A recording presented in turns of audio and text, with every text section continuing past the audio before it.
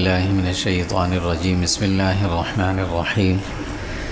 سورۃ الحشر سے سورہ قلم تک آج تلاوت ہوئی ہے۔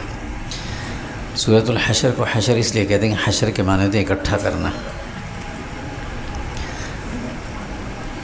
اس سورت کے میں اسی لفظ کا ذکر آ رہا ہے۔ ابتدائی آیات میں اللہ رب العزت نے کچھ ایک واقعے کی طرف اشارہ فرمایا۔ مدینہ طیبہ میں جب حضور صلی اللہ علیہ وسلم گئے تھے تو اس وقت یہودیوں کے 3 بڑے قبیلے وہاں آباد تھے۔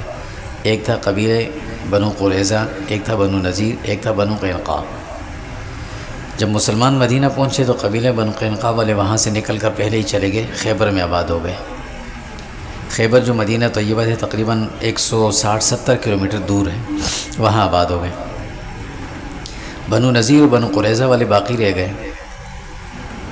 ان کے ساتھ مسلمانوں نے ایک دفاعی معاہدہ کیا ہوا تھا جو مدینہ کی حفاظت کے لیے تھا، اور اس دفاعی معاہدے کے میں یہ بھی شرط شامل تھی کہ اگر ہم میں سے کسی سے کوئی غلطی خطا ہو گئی اور کوئی جرمانے کے طور پر کسی کو دیت دینی پڑ گئی، پیسے دینے پڑ گئے، مالی نقصان کسی کا ہو گیا، تو دونوں مل کر ایک دوسرے کا تعاون بھی کریں گے۔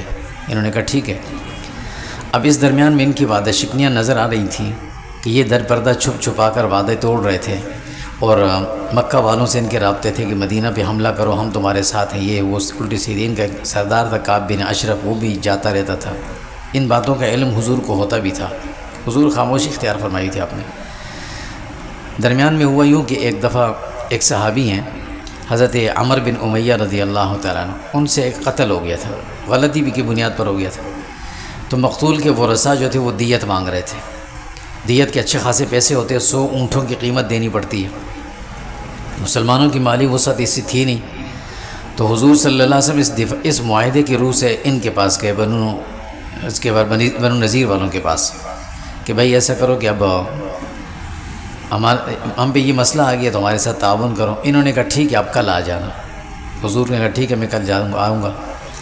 انہوں نے منصوبہ یہ بنایا کہ ایک جگہ بیٹھک کی بنائی کہ یہاں بیٹھیں گے، حضور کو بٹھائیں گے۔ تو اس کے پیچھے ایک بڑی دیوار تھی، اس دیوار کے اوپر سے ایک بہت بڑا بھاری پتھر رکھ دیا، اور آپس میں یہ مشورہ کر لیا کہ بھائی جس وقت حضور آئیں گے یہاں بیٹھیں گے، ہم ان کو بٹھائیں گے تو ایک بندہ اوپر بٹھا دیا کہ اوپر سے پتھر کو دھکا دے دینا، ان کے اوپر گر جائے گا، ہمارا نام نہیں ہے، ان کے اوپر سے پتھر گر گیا۔ حضور صلی اللہ علیہ وسلم اس وعدے کے مطابق دوسرے دن جب گئے، حضرت ابوبکر بھی ساتھ تھے، غالباً حضرت عمر اور کچھ صحابہ اور بھی تھے۔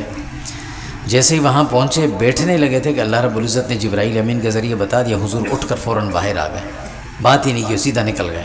حضور نکلے بھی، صحابہ بھی نکل گئے، تو ان کو پتہ چل گیا کہ اب تو ہمارا راز کھل گیا۔ پھر انہوں نے بعد میں بڑے ہیلے بہانے بھی کیے، لیکن حضور نے صحابہ سے فرمایا کہ نہیں، اب ان کے ساتھ کوئی وہ نہیں کرنا۔ انہوں نے وعدے خلافی کی۔ ان کے لیے اللہ کی طرف سے حکم آیا کہ ان کو کچھ دن کا ٹائم دو، اور ان سے کہو کہ جتنا مال تمہارے گھروں میں موجود ہے، جو اپنے ساتھ لے جا سکتے ہو لے جاؤ، باقی گھروں کو خالی کرو، زمینیں خالی کرو۔ مسلمانوں نے ان کے قلعوں کا محاصرہ کیا ہوا تھا، ان کے باغات تھے کھجوروں کے، اللہ کی طرف سے حکم ہے ان کو کاٹو۔ جب ان کے درخت کاٹے گئے تو پھر یہ لوگ باہر نکلے، انہوں نے بات چیت کی، تو حکم ان کے لیے یہ ہوا کہ تم یہاں سے مدینہ سے نکل جاؤ۔ چنانچہ اللہ کے حکم کے مطابق ان کو مدینہ سے نکالا۔ انہوں نے جاتے ہوئے اپنے ساتھ جو کچھ لے جا سکتے تھے لے گئے، جو پیچھے رہ گیا اسے توڑ توڑ کر پھینکتے تھے کہ مسلمان بھی استعمال نہ کریں۔ خیر یہ چلے گئے۔ اللہ رب العزت نے بنو نذیر کی پوری زمین، ان کے باغات، ان کے مکانات، ان کے جو کچھ تھا وہ سارا مسلمانوں کو عطا فرما دیا۔ اس صورت کی ابتدا میں اس کا ذکر ہے۔ اللہ فرماتے ہیں جو اللہ اور رسول کی مخالفت کرے گا وہ ایسے ہی ذلیل ہوگا۔ ان کے دلوں میں اللہ نے رعب ڈال دیا مسلمانوں کا، ورنہ ان کو گمان بھی نہ تھا کہ مسلمان ہم سے سب کچھ لے کر ہمیں مدینہ سے نکال دیں گے۔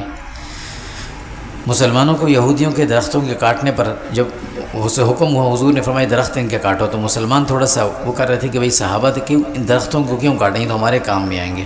لیکن اللہ کی طرف سے تسلی آئی کہ نہیں، اب ان کو کاٹو تم۔ ان کو نکال کر پھر خیبر بھیج دیا کہ خیبر میں جا کر پھر آباد ہو گئے تھے۔ مال فے کا اللہ نے حکم دیا، یہ وہی مال ہوتا ہے جو بغیر جہاد کے لڑے ہوئے، بغیر جو مسلمانوں کا مال کافروں کا مال مسلمانوں کے ہاتھ آئے، اسے مال فے کہتے ہیں۔ اس کی تقسیم کا طریقہ بتایا کہ اس میں سے ایک حصہ اللہ کا اور ایک اللہ کے رسول کا۔ اللہ سے مراد یہ کہ ایک حصہ مخصوص کر کے رکھ دیا جائے، کسی جگہ ضرورت ہو تو وہ خرچ کریں گے۔ ایک حصہ رسول اللہ صلی اللہ علیہ وسلم کا، ایک حضور کے قریبی عزیز جو اہل بیت ہیں ان کا ہے، پھر یتیموں کا، مساکین کا، مسافروں پر اس میں سے خرچ کیا جائے۔ اہل ایمان کو اللہ حکم دے رہے ہیں کہ جو کچھ نبی نے تمہیں دیا ہے اسے مضبوطی سے پکڑو، جس سے منع کیا اسے رک جاؤ، اللہ سے ڈرو۔ مہاجرین صحابہ کی اللہ نے تعریف فرمائی کہ انہوں نے اللہ کی رضا کے لیے اپنے گھر بار، اپنے اموال کو چھوڑے، اللہ کے دین کی مدد کی، نبی کی مدد کی، یہ سچے ہیں۔ انصار کی اللہ تعریف فرما رہے ہیں کہ انہوں نے بھی مہاجرین کے لیے گھروں کا، رہنے سہنے کا اور باقی ضروریات کا بندوبست کیا، ان سے محبت کرنے والے ہیں۔ بنو نذیر سے ملنے والا سارا مال مہاجرین، جب وہ یہ بنو نذیر نکل کے چلے گئے تو ان کی زمینیں جائیدادیں ساری مل گئیں مسلمانوں کو، تو حضور نے تمام صحابہ کو جمع کیا، خاص کر انصار مدینہ کو۔ ان سے کہا میں آپ سے ایک مشورہ لے رہا ہوں۔ مشورہ یہ ہے کہ ہم لوگ یہ مہاجرین جب مکہ سے آئے تھے تو آپ لوگوں نے ہر بھائی کو اپنی جائیداد میں آدھا حصہ دیا، ہر صحابی نے، انصاری نے اپنا گھر آدھا کر کے ان کو دیا، جس کا چھوٹا موٹا کچھ کاروبار تھا وہ آدھا کر کے ان کو دیا، چونکہ یہ بھائی بنائے گئے تھے۔ تو وفات مدینہ کے تحت اپنی ساری جائیداد سب کچھ آدھا کر کے مہاجرین کو مالک بنا دیا تھا۔ اب ان کے پاس مال آ گیا ہے، اب یہ جو مال غنیمت ہمیں ملا ہے مہاجرین اس کا، بنو نذیر والوں کا، اس میں زمینیں بھی ہیں، مکانات بھی ہیں، باغات بھی ہیں، دیگر چیزیں بھی ہیں۔ تو میرا مشورہ ہے کہ ہم یہ مال سارا جو بنو نذیر سے ملا یہ مہاجرین کو دے دیں، اور جو آپ لوگوں نے مہاجرین کو دیا تھا وہ آپ کو واپس کر دیں گے، اگر آپ کی رائے ہو تو انصار میں سے حضرت سعد بن عبادہ، سعد بن معاذ دونوں بڑے ان کے سردار تھے اوس اور خزرج کے، ان دونوں نے اپنے قبیلوں والے کی طرف سے مشورے سے یہ بات کی کہ یا رسول اللہ ہم بخوشی یہ بات قبول کرتے ہیں کہ یہ جتنا زمینیں، جتنا مال ملا ہے ہمیں بنو نذیر کا مال غنیمت کے طور پر، یہ سارا مہاجرین بھائیوں کو دے دیا جائے، اور جو ہم نے دیا ہے وہ بھی ہم واپس نہیں لیں گے، وہ بھی ان کا ہوگا، یہ دونوں ان کے ہو گئے، ہم خوشی سے یہ چیزیں دے رہے ہیں۔ اس پر اللہ نے ان کی تعریف فرمائی کہ یہ دوسروں کو خود پر ترجیح دینے والے ہیں، یعنی انصار۔ بعد کے تمام مسلمانوں کو اللہ حکم دے رہے ہیں کہ اپنے لیے اللہ سے مغفرت مانگو، مہاجرین اور انصار کے لیے دعائیں کرو، دلوں میں ان کے ساتھ حسد نہ رکھو، کینہ ہرگز نہ لانا، اللہ سے معافی مانگتے رہو۔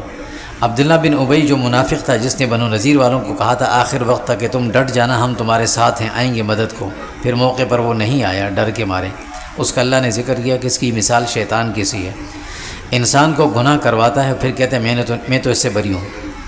اہل ایمان کو اللہ حکم دے رہے ہیں کہ کفر ہمیشہ مخفی رہ کر حملہ کرے گا، مسلمان سے دو بدو جنگ نہیں کر سکتا، اس سے ہوشیار رہو، ان کی کثرت سے نہ گھبراؤ، ان کے دلوں میں مسلمانوں کا خوف موجود ہے، اللہ سے ڈرو، اپنی آخرت کی تیاری کرو، اپنی موت کو نہ بھولو، اپنے اللہ کو یاد کرو، فسق نہ کرو، نیک اور بد اللہ کے نزدیک برابر نہیں، کامیابی جنت کے حصول کا نام ہے، قرآن کریم کی عظمت کو جانو جس کو پہاڑ قبول نہیں کر سکے، اللہ ہی تمہارے معبود ہیں، خالق ہیں، مالک ہیں، عالم الغیب ہیں، وہ تمام عیوب سے پاک ہیں، سب کی حفاظت کرنے والے ہیں، زمین اور آسمان کی ہر چیز اس کی تسبیح کرتی ہے، تم بھی اس کی تعریف کرو۔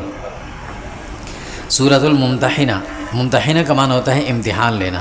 اس میں آگے ذکر آ رہا ہے کہ جب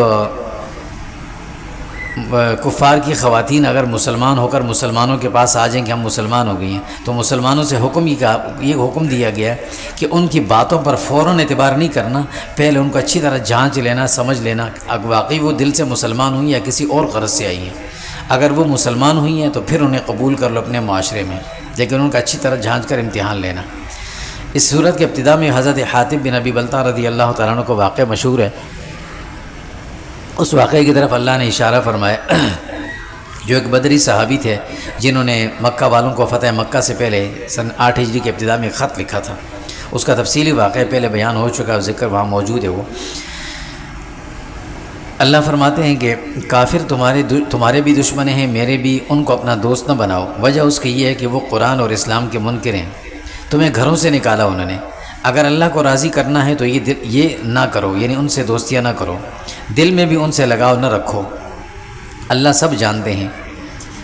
ان کی حالت یہ ہے کہ اگر وہ تم پر قابو پا لیں، یعنی کافر، تو تمہیں برا بلا بھی کہتے ہیں، تم پر حملہ بھی کرتے ہیں، اور اگر وہ تمہارے ساتھ بظاہر اچھا برتاؤ کرتے بھی ہیں تو اس غرض سے کرتے ہیں کہ تم یا اپنے دین سے پھر جاؤ یا اپنے دین کو چھوڑ دو، اپنی آل اولاد یا خاندان کی خاطر اللہ کو ناراض نہ کرنا۔ حضرت ابراہیم علیہ السلام کی پیروی کرو کہ انہوں نے کفر کی وجہ سے سب کو، اپنے خاندان سب کو چھوڑ دیا تھا۔ کفار کے لیے دعائے مغفرت بھی نہ کرو، اللہ سے اپنے لیے مدد مانگتے رہو۔ جو کافر مسلمان ہو جائیں ان سے تعلق رکھو اچھا، جو کافر نرم دل ہیں تمہارے ساتھ دشمنی بالکل نہیں کرتے ان کے ساتھ نیکی اور احسان کرو، مگر جو دشمنی کریں تم سے یا تمہارے دشمن کی مدد کریں ان سے ہرگز دوستی نہ کرنا، یہ بڑا ظلم ہوگا۔ ہاں فیصلوں میں انصاف کرنا ان کے ساتھ بھی۔ صلح حدیبیہ جو سن 6 ہجری میں ہوا تھا حضور مدینہ مسلمانوں اور مکہ والوں کے مابین، جس کی تفصیل پہلے گزری بھی تھی، اس میں کچھ شرائط رکھی گئی تھی کہ مکہ سے جو آدمی مدینہ آئے گا اسے واپس کر دیا جائے گا، اور مدینہ سے جو آدمی مکہ چلا جائے اس کو واپس نہیں کریں گے، یہ شرط لکھ لی گئی تھی۔ اسی پر بعض صحابہ نے تھوڑا سا وہ کیا تھا کہ یا رسول اللہ یہ شرط نہ لکھیں، حضور نے کہا لکھ دو۔ اللہ کا کرنا ایسا ہوا کہ اسی معاہدے کے فوری بعد 2 خواتین مکہ سے مسلمان ہو کر آ گئی، انہوں نے کہا مدینہ جانے۔ تو جو مکہ والے تھے انہوں نے معاہدہ سامنے رکھا، دیکھو معاہدے میں لکھا ہوا ہے کہ جو آدمی مکہ سے مدینہ آئے گا مسلمان ہو کر وہ واپس کرنا پڑے گا۔ حضور نے فرمایا معاہدہ دکھاؤ۔ جب معاہدہ دکھایا تو وہ تحریر جس آدمی نے لکھی تھی، لکھنے والا خود مکہ والا تھا، سہیل اس کا نام تھا، اس میں لفظ لکھا ہوا تھا رجل کا، عربی میں کہتے ہیں رجل یعنی جو بھی آدمی آئے گا۔ تو حضور نے فرمایا تم نے رجل لکھا ہے، رجل کا مطلب ہوتا ہے مرد، جو مرد آئے گا اس کو واپس کریں گے۔ خاتون کو امرأہ کہتے ہیں، تم نے اس لفظ کو لکھا ہی نہیں ہے تو ہم ان کو واپس نہیں کریں گے۔ چنانچہ وہ خواتین واپس نہیں ہوئی تھیں، ایک کا نام تھا سعیدہ بنت الحارث اور ایک کا نام تھا کلثوم بنت عتبہ، یہ دونوں مکہ مکرمہ مکہ سے مدینہ چلی گئی تھی۔ اس وقت مسلمانوں کو اللہ نے احکامات بھی دیے کہ کوئی خاتون اگر مسلمان ہو کر دارالاسلام آئے تو اس کا سابقہ نکاح جو کفر میں تھا وہ ختم ہو گیا، اس کی جانچ کر کے سابقہ شوہر نے اس کو اگر مہر یا کچھ دیا ہو تو وہ اس کا واپس کر دو، اور اس کے کسی مسلمان سے نیا نکاح کر دو نئے مہر کے ساتھ۔ اگر کسی مسلمان کی اہلیہ کافر ہو جائے اور دارالحرب چلی جائے تو ان سے بھی اپنے دیے ہوئے مہر کی واپسی کا مطالبہ کرو، لو اس سے۔ ایسے ہوا نہیں کبھی، اگر نہ دیں تو مسلمان مالی غنیمت میں سے یا دیگر چیزوں میں سے اس شخص کو جو اس نے مہر دیا ہوا تھا اس کے عوض ان کو کچھ دے دیں۔ آپ صلی اللہ علیہ وسلم کو اللہ حکم دے رہے ہیں کہ آپ کے پاس جو خواتین آئیں مسلمان ہونے کو آئیں تو وہ بیعت کر دیں، یعنی بیعت سے مراد یہ کہ مرد جب آتے تھے تو حضور کے ہاتھ پر ہاتھ رکھ کر کلمہ پڑھتے تھے، اس کو بیعت کہتے تھے، اور خواتین جب آتی تھیں پردے کے پیچھے بیٹھ کر اور حضور ان کو کلمہ پڑھا دیتے تھے، یہی بیعت ہوتی تھی۔ تو فرمایا کہ خواتین بیعت لینے آتی تھیں تو آپ فرمایا کہ ان سے بیعت لیں، مگر پردے میں خواتین کے لیے شرط یہ تھی جب حضور بیعت لیتے تھے ان سے تو کچھ کلمات ان کو بتاتے تھے، کلمہ پڑھانے کے بعد ان سے کہتے تھے کہ بھئی شرک نہ کرنا، چوری نہ کرنا، بدکاری نہ کرنا، اپنی اولاد کو قتل نہ کرنا، کسی پر الزام یا تہمت نہ لگانا، اللہ اور اس کے رسول کا ہر حکم ماننا۔ تمام مسلمانوں کو حکم ہوا اللہ کی طرف سے کہ کفار سے قطعاً قریبی دوستی نہ رکھو۔ سورہ صف کے معنی ہوتے ہیں قطار میں کھڑے ہونے، صفوں میں کھڑے ہونا۔ اللہ نے اس صورت کے اندر فرشتوں کی تعریف فرمائی جو صفوں میں کھڑے ہوتے ہیں۔ فرمایا زمین آسمان کی ہر چیز اس اللہ کی تسبیح کرتی ہے، تم بھی کرو۔ زبانی دعوے نہ کرو، جس کام کے کرنے کی نیت نہ ہو یا نہ کر سکو تو مت کہو کہ ہم کریں گے۔ حضرت موسیٰ علیہ السلام نے حضرت موسیٰ علیہ السلام کا ذکر اللہ نے فرمایا کہ انہوں نے اپنی قوم سے شکایت کی تھی کہ تم جانتے بھی ہو کہ میں نبی ہوں لیکن تم میری بات مانتے کیوں نہیں ہو۔ حضرت عیسیٰ علیہ السلام نے اپنی قوم سے جو بات فرمائی تھی اس کا اللہ نے ذکر فرمایا کہ انہوں نے اپنی نبوت کا اعلان کیا، تورات کی تصدیق کی کہ میں مانتا ہوں کہ تورات اللہ کی کتاب ہے۔ حضور صلی اللہ علیہ وسلم کے متعلق انہوں نے بشارت بھی دی تھی۔ سحر اور معجزے کا اللہ نے فرق بتایا۔ اللہ کی طرف جھوٹی بات منسوب کرنا بہت بڑا ظلم ہے۔ اللہ کے دین کو مٹانے کی کوشش کرنے والے رسوا اور نامراد ہوں گے۔ دین اسلام ہمیشہ غالب رہے گا۔ اہل ایمان کے لیے مفید تجارت کی اللہ نے خوشخبری سنائی کہ تم ایمان لاؤ، اللہ کے حکم پر جہاد کرو، تمہیں دنیا میں عزت ملے گی، تمہارے گناہ معاف ہوں گے، تمہیں آخرت کے عذاب سے نجات ملے گی اور دائمی جنت نصیب ہوگی۔ اللہ کے دین کے مددگار بنو جیسے حضرت عیسیٰ علیہ السلام کے وہ ساتھی تھے۔ سورۃ الجمعہ، اس سورت کو سورۃ جمعہ اس لیے کہتے ہیں کہ اس میں اللہ رب العزت نے نماز جمعہ کا حکم بھی نازل کیا۔ فرمایا کہ ہر چیز اللہ کی تسبیح بیان کرتی ہے، وہی خالق ہیں، مالک ہیں، غالب، حکمت والے ہیں۔ ان کی حکمت یہ ہے کہ امیین میں سے ایک امی نبی کو بھیجا اور پھر اس نبی اور ان کی اس امی امت کو دنیا کے لیے بہترین نمونہ اور مثال بنا دیا۔ مقاصد نبوت اللہ نے بتائے، قرآن کریم کا تلاوت سکھانا، لوگوں کا تزکیہ کرنا، انہیں تعلیم دینا۔ آپ صلی اللہ علیہ وسلم کی نبوت عرب اور عجم سب کے لیے ہے، یہ اس امت پر اللہ کا بڑا فضل ہے۔ یہودی جاننے کے باوجود مانتے نہیں، اللہ فرماتے ہیں ان کی مثال گدھے کسی ہے جس پر بڑی بڑی کتابیں لاد دی جائیں، اسے کوئی پتہ نہیں ہوگا کہ مجھ پر کیا چیز لادی گئی ہے۔ یہودی یہ کہا کرتے تھے کہ نحن ابناء اللہ و احبہ، ہم تو اللہ کے محبوب ہیں، اللہ کی اولاد ہیں۔ تو اللہ نے فرمایا کہ پھر جنت کے حصول کے لیے موت مانگو اللہ سے، نہ موت سے کیوں گھبراتے ہو؟ پھر بدکار ہمیشہ موت سے ڈرتے ہیں، مگر موت کا وقت مقرر ہے، اس مقررہ وقت پر ان پر موت آئے گی اور رب کے سامنے ان کی پیشی بھی ہوگی۔ یوم جمعہ کے آداب اور احکام اللہ نے بتائے کہ جب اذان سنو جمعہ کے دن تو سارے کام چھوڑ دو، اہتمام کر کے نماز کے لیے جاؤ، نماز کے بعد اپنے کاموں میں لگ جاؤ۔ خطبے کے دوران دیگر کاموں کی ممانعت آئی کہ کوئی کام نہ کیا جائے۔ سورۃ المنافقون، اس سورت کو سورہ منافقون اس لیے کہا جاتا ہے کہ اس میں منافقین مدینہ کی کو منافقت اللہ نے مسلمانوں پر ظاہر فرمائی تھی۔ پیچھے ایک واقعہ گزرا تھا سورہ نور میں بھی کہ سن 6 ہجری کی بات ہے کہ غزوہ بنی مستلق سے جب صحابہ واپس آ رہے تھے تو راستے میں حضرت عائشہ رضی اللہ کے ساتھ واقعہ پیش آیا تھا جو رہ گئی تھی قافلے سے۔ اس میں عبداللہ بن ابی منافق بھی تھا، اس نے حضرت عائشہ پر تہمت لگائی تھی اور وہ بڑا پروپیگنڈا بنا تھا۔ پھر اللہ رب العزت نے سورہ نور کی آیات نازل فرما کے اس کی برات فرمائی تھی۔ اسی سفر میں ایک اور واقعہ بھی ہوا۔ واقعہ یہ ہوا کہ 2 صحابی، ایک انصاری تھے ایک مہاجر تھے، آپس میں کسی بات پر معمولی سی کوئی تلخی سی ہو گئی۔ اس نے دیکھ لیا، یہ موقع کی تلاش میں تھا کسی طرح ان کو آپس میں لڑاؤں۔ یہ فوراً اس انصاری کے پاس گیا، اس سے کہا دیکھا یہ وہی لوگ تھے نا جو مکہ سے آئے تھے، ان کے پاس کچھ نہیں تھا، نہ زمینیں تھیں نہ مکانات تھے، رہنے کی جگہ نہیں تھی، ان کے پاس کپڑے نہیں تھے، ان کے پاس کھانے کو کچھ نہ تھا، ہم نے ان کو سب کچھ دیا، آج یہ اتنے دلیر بن گئے جو ہمیں آنکھیں دکھاتے ہیں۔ یہ کوشش میں تھا کہ کس طرح ان کو لڑاؤں۔ تو انصاری سے کہا کہ میں تمہارے ساتھ ہوں، ہم چونکہ مدینہ کے رہنے والے ہیں، یہ تو مہاجر ہیں باہر سے آئے ہوئے ہیں، میں تمہارے ساتھ ہوں، ان سے لڑو ان سے۔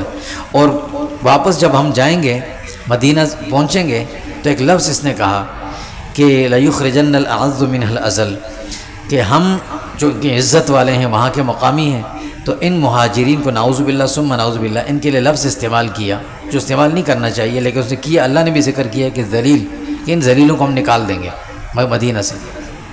یہ بھڑکانا چاہتا تھا کسی طریقے سے انصار کو، وہ تو صحابہ تھے، اللہ نے ان کے دلوں کو تسلی دی، وہ تو خیر معاملہ ٹھنڈا ہو گیا۔ یہ بات حضرت حضور صلی اللہ علیہ وسلم کو حضرت زید بن ارقم نے بتائی کہ یا رسول اللہ یہ آدمی اس طرح کر رہا تھا، ایسی سی بات۔ حضور نے ان دونوں صحابہ کو بلایا، ان کو تھوڑا سا وہ کیا، سمجھایا ان کو تنبیہ کی، وہ تو انہوں نے معافی تلافی کر لی۔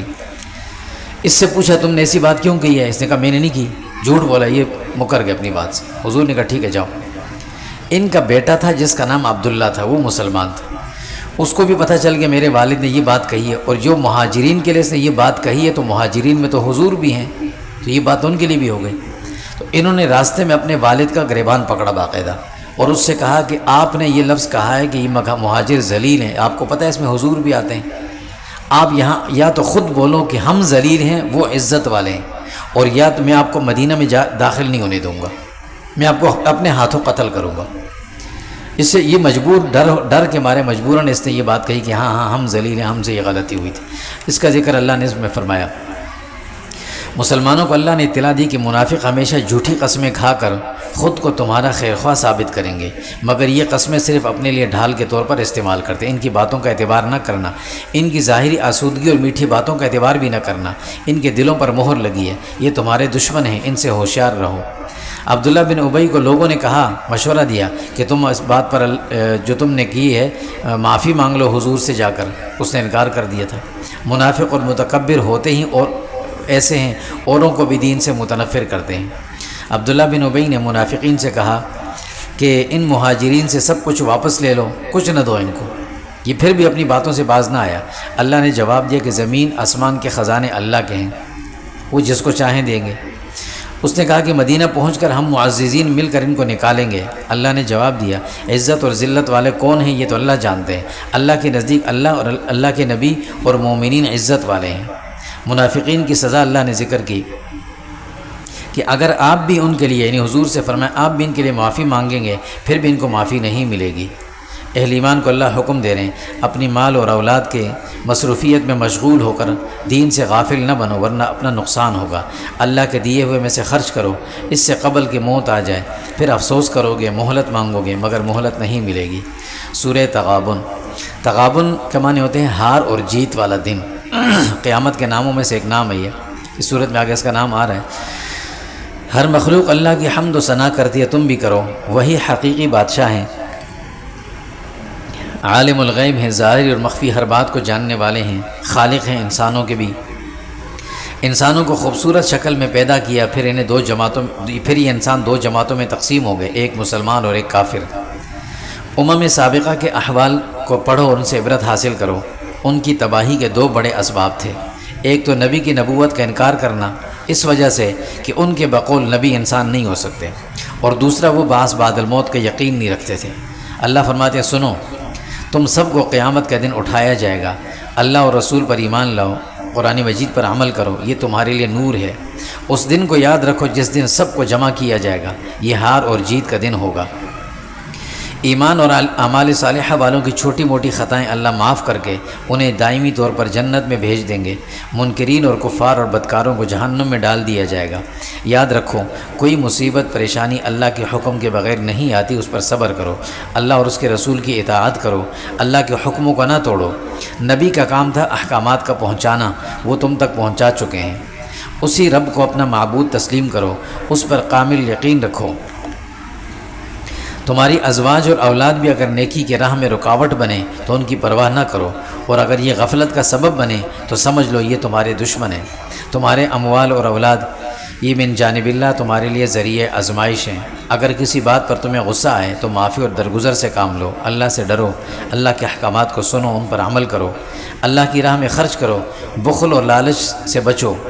تم عمدہ چیزیں اللہ کی راہ میں خرچ کرو، تمہارے گناہ معاف ہوں گے، تمہیں اجر اور کامیابی ملے گی۔ سورہ طلاق۔ سورہ نساء میں جس طرح کچھ مسائل خاص طور پر جو گھریلو مسائل اللہ نے ذکر فرمائے، ان کا ایک حصہ اس سورہ طلاق کے اندر بھی موجود ہے۔ اسلام تو کوشش یہ کرتا ہے کہ معاملات آپس میں کبھی ٹوٹنے کی طرف نہ آئیں، گھر کے ہمیشہ جوڑنے کی کوشش اور تلقین اور تاکید بھی کرتا ہے، اور اس کے طریقے بھی بتاتا ہے جو اس سورہ نساء میں تفصیل گزری ہے۔ لیکن پھر بھی اگر کہیں ایسی صورت پیش آ جائے کہ آپس میں نبھا نہ ہو سکے تو پھر اسلام اس کا طریقہ بتاتا ہے کہ کیسے کرو۔ فرمایا اگر طلاق ناگزیر ہو جائے تو مردوں سے کہا کہ طلاق دینی ہو تو طہر میں دینا، حیض کے ایام میں کبھی طلاق نہ دینا تاکہ عدت لمبی نہ ہو جائے ان کی۔ ایام عدت کو بھی گنتے رہو، ان سارے معاملات میں اللہ سے ڈرتے رہو۔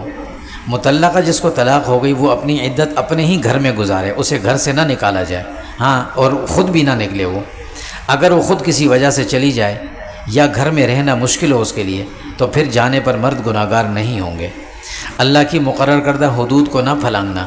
طلاق کی ضرورت بھی پڑے تو ایک طلاق اور طلاق رجعی دو، تاکہ اگر تمہیں احساس ہو تو واپسی کا راستہ ممکن ہو سکے۔ جب طلاق رجعی کے بعد عدت ختم ہونے کے قریب ہو تو فیصلہ کر لو، رجوع کرنا ہو تو کر لو، نہیں کرنا تو انہیں آزاد کر دو، مگر دونوں صورتوں میں عورتوں کے ساتھ احسان کرو۔ اس وقت دو گواہ بھی بنا لو جو عادل ہوں اور گواہی کو چھپانے والے نہ ہوں۔ یاد رکھو اللہ نصیحت ایمان والوں کو ہی کرتے ہیں۔ تقوی اختیار کرو گے اس کے 6 فائدے ہیں۔ تمہیں اللہ مشکل سے نکالنے کے راستے تمہارے لیے کھول دیں گے، رزق وافر ملے گا، اللہ کی مدد آئے گی، سارے کام آسان ہوں گے، تمہارے گناہ معاف ہوں گے، تمہارا اجر دگنا ہوگا۔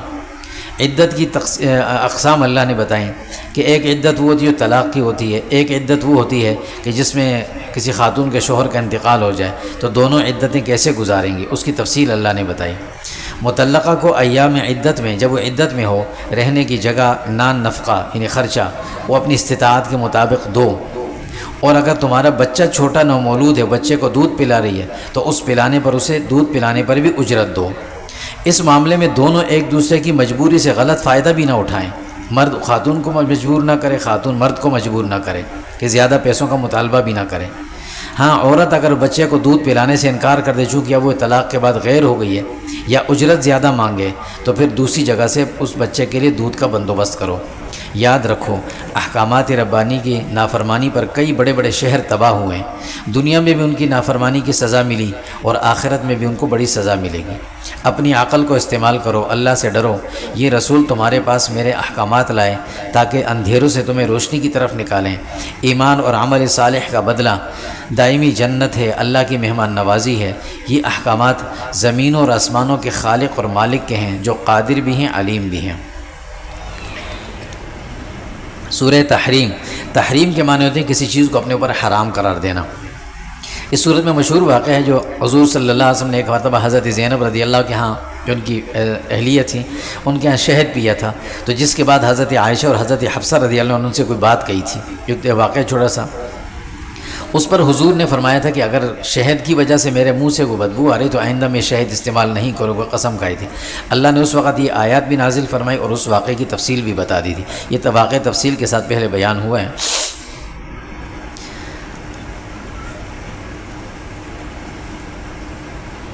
اللہ نے وہ ساری باتیں حضور صلی اللہ علیہ وسلم کو بتا دی، اور اس ضمن میں اللہ نے کچھ احکامات دیے۔ حضور سے کہا کہ حلال چیز کو کبھی حرام نہ کہنا، اگر گناہ ہو جائے، کوئی گناہ کی قسم اٹھائی ہو یا کسی نیک کام کے نہ کرنے کی قسم اٹھائی ہو تو قسم کو توڑ دو اور اس کا کفارہ ادا کرو۔ حضرت عائشہ اور حضرت حفصہ رضی اللہ عنہما کو اللہ نے تنبیہ فرمائی کہ تم نے گناہ کا تو سوچا بھی نہ تھا، آپ صلی اللہ علیہ وسلم کی محبت میں یہ بات تم نے کہی تھی، مگر تمہاری اس بات کی وجہ سے حضرت زینب کی دل آزاری ہوئی ہے، لہٰذا تم دونوں بھی توبہ کرو۔ اللہ کے نبی کے ساتھ تم ایسا ہرگز نہیں کر سکو گی، کیونکہ اللہ ان کو بتا دیتے ہیں۔ سخت تنبیہ فرمائی، یہ مت سمجھنا کہ اللہ کے رسول کو صرف تم سے بڑی محبت ہے، اللہ تمہارے بدلے اور بھی دے سکتے ہیں ان کو۔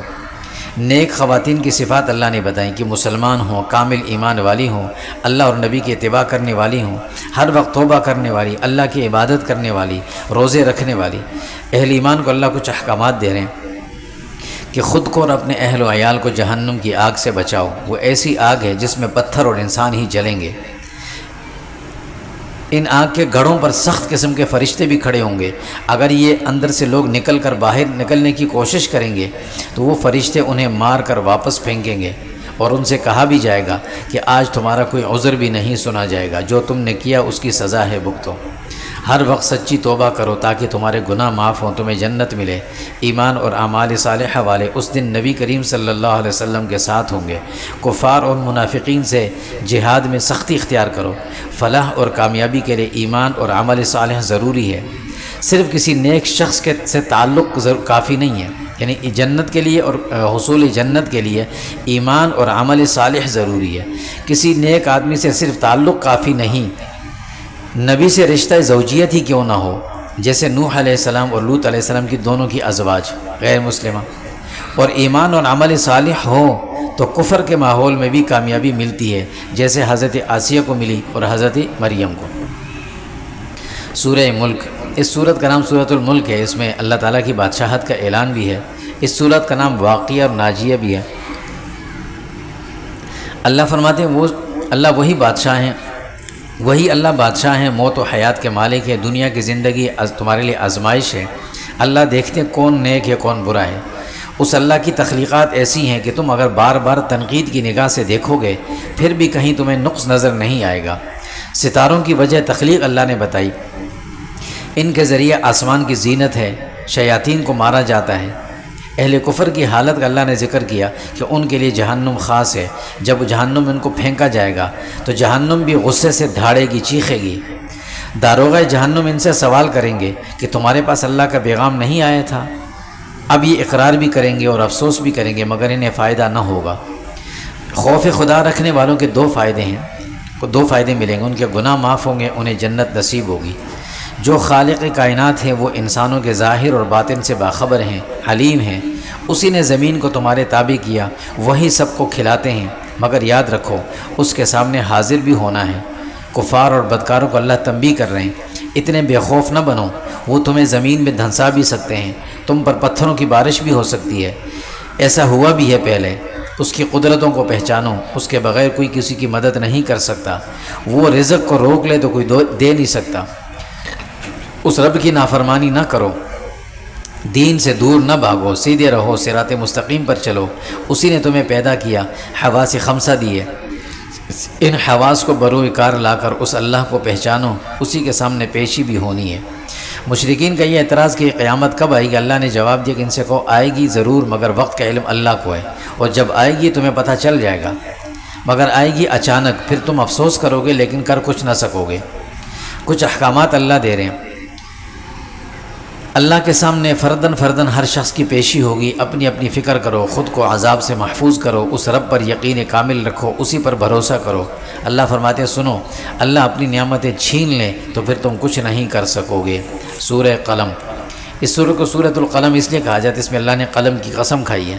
دو قسمیں کھا کر اللہ فرماتے ہیں کہ اے اہل مکہ، یہ نبی کریم صلی اللہ علیہ وسلم نہ مجنون ہیں، نہ تم جس طرح مفتری کہہ دو ایسے ہیں، بلکہ اللہ کے نزدیک یہ محترم ہے، کریمانہ اخلاق والے ہیں۔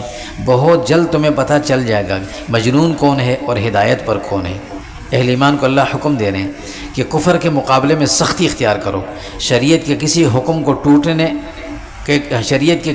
کے ٹوٹنے پر نرمی نہ کرو، جھوٹی قسمیں کھانا، کسی کے عیب جوئی کرنا، چغل خوری کرنا، نیک کاموں میں رکاوٹ بننا، اللہ کی نافرمانی کرنا، حدود اللہ کو پھلانگنا، یہ اکبر الکبائر یعنی بڑے گناہ ہیں۔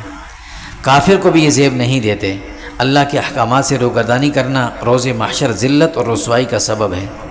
مال اور دولت کی کثرت یا اولاد کی کثرت یہ معیار شرافت نہیں ہے۔ کچھ احکامات اللہ دے رہے ہیں کہ حقوق اللہ اور حقوق العباد کا پورا خیال رکھو۔ اہل ایمان کو اللہ نے جنت کی بشارت دی۔ مشرکین کا یہ اعتراض تھا کہ ہمیں دنیا کی طرح، جس طرح دنیا میں سب کچھ ہے ہمارے پاس، آخرت میں بھی ہمیں سب کچھ ملے گا۔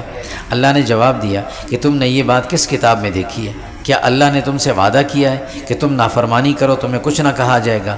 یاد رکھو، اہل کفر اور اہل ایمان ہرگز برابر نہیں۔ روز محشر کفار اور منافقین اور ریاکاروں کی حالت اللہ نے بیان کی کہ جب سب لوگ اللہ کے سامنے سجدہ کریں گے تو کفار، منافقین اور ریاکار لوگ سجدہ نہیں کر سکیں گے۔ شرم کے مارے ان کی نظریں جھکی ہوئی ہوں گی، ان کے چہروں پر ذلت چھائی ہوئی ہوگی۔ آپ صلی اللہ علیہ وسلم کو اللہ تسلی دے رہے ہیں کہ ہم دنیا میں بدکاروں کو بعض اوقات ڈھیل دیتے رہتے ہیں، آپ اس پر صبر کرتے رہیں، اپنے رب کے حکم کا انتظار کریں، بدکاروں کے لیے عذاب میں جلدی نہ کریں۔ بدکار ہمیشہ نیک لوگوں کو راہ راست سے ہٹانے کی کوشش بھی کرتے ہیں، دین پر اور دین والوں پر الزامات بھی لگائیں گے، لیکن اللہ کی مدد ہمیشہ نیک لوگوں کے ساتھ ہوگی۔ وصلی اللہ تعالیٰ علیہ